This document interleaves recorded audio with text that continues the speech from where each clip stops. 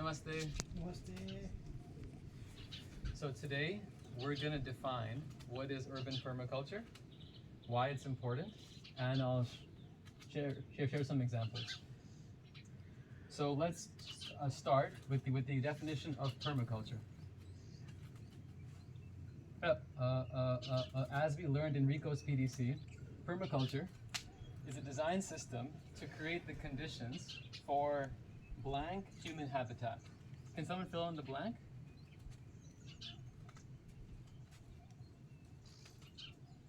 It starts with R.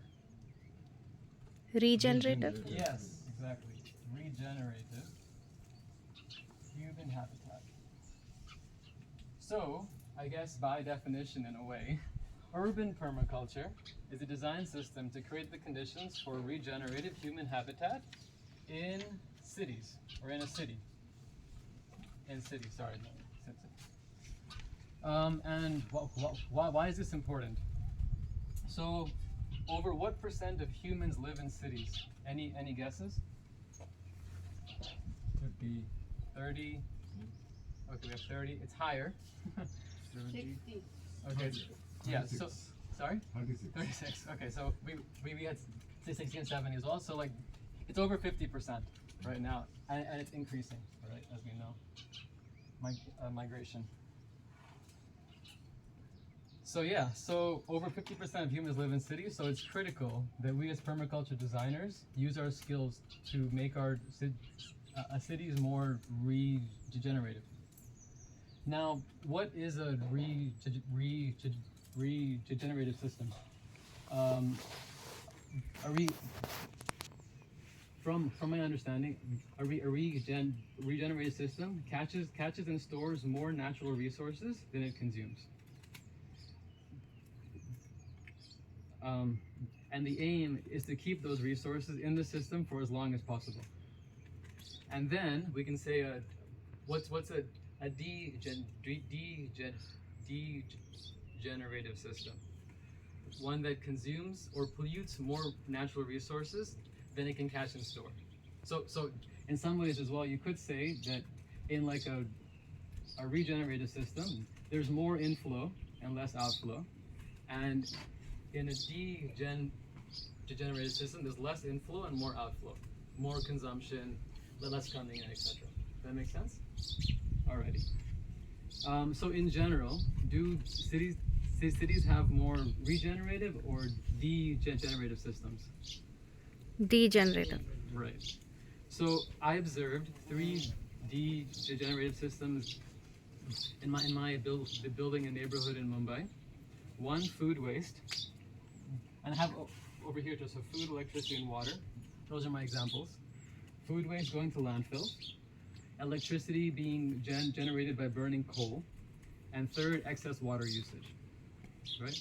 I considered then, can I take some action to move to more regenerative systems for food, electricity, and water in my building and neighborhood? After all, with great power comes great responsibility. Neighborhood, friendly neighborhood, Spider-Man. So for food waste, I convinced my building to get community composters from a Bangalore-based company called Daily Dump, which is a great company. You guys should definitely check them out if you haven't heard of them yet. And I convinced several buildings nearby to do the same.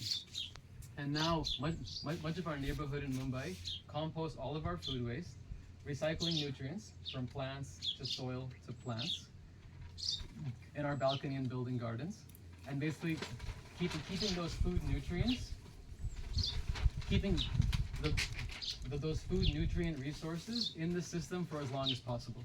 Again, right? So regenerative system. For electricity, in our building, we increase energy efficiency through LED lights and motion sensors in common areas, and we capture the energy falling on the building through a rooftop photovoltaic solar system. And we switched to a green power program to source 100% of renewable energy for our apartment and our building's common areas. And for water, I learned that our building has its own sewage treatment plant. So our gray water is being filtered and used in our flush, our commode, and our black water is being treated and used to grow non-food plants in our building garden and for car washing. So, as permaculture designers and residents of cities, I think most of us perhaps are, we have the power to move our cities from degenerative to regenerative systems. Will we take up the responsibility to do the needful? Yes. Yes. Awesome. Thank you.